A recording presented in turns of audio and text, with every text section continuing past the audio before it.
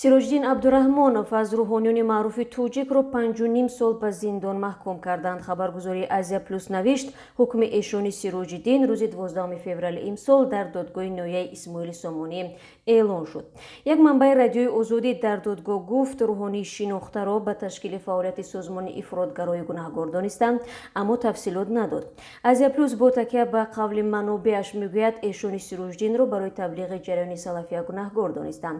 Фаъолияти ин ҷараёни мазҳабӣ аз соли 2009 дар Тоҷикистон манъ мебошад. Хулосаи ташхиси динӣ нишон додааст, матолибе ки эшони Сироҷиддин дар шабакаи YouTube мекорид хусусияти ифротгароӣ дошт, навишт хабаргузорӣ аз қавли ҳамсуҳбатонаш.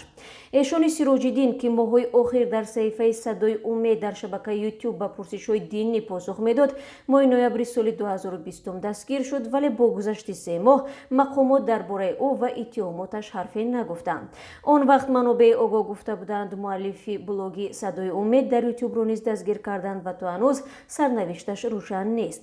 Рӯҳонии шинохта Сироҷдин Абдураҳмонов бори аввал соли 2009 бо гуноҳи пайравӣ аз ҷараёни дар Тоҷикистон мамнӯи салафия дастгир ва дар моҳи январи соли 2010 ба 7 соли зиндон маҳкум шуд. Дертар худаш пайравӣ аз салафияро инкор карда гуфта буд, пайрави мазҳаби ҳанафист. соли 2013 бар асоси қонуни Авф озод гардид ва баъд аз он як муддат ба ситоиш аз ҳукумату сиёсатҳои он пардохт ва дар мусоҳибаҳо бо расонаҳои давлативу мустақил ҳизби Наҳзати Исломиро, ки ҳоло фаъолияташ мамнӯъ аст, дастнишондаи хориҷиён номид, чизе ки раҳбарони ҳизб дар хориҷа борҳо рад карданд. Эшони Сироҷиддин аз ҷумла дар як муроҷиатнома аз боло бурдани қимати истифода аз интернет дар Тоҷикистон пуштибонӣ кард ва гуфт, мардум вақти худро дар ин шабака зоя накунанд. Вай интернетро вабои аср номид.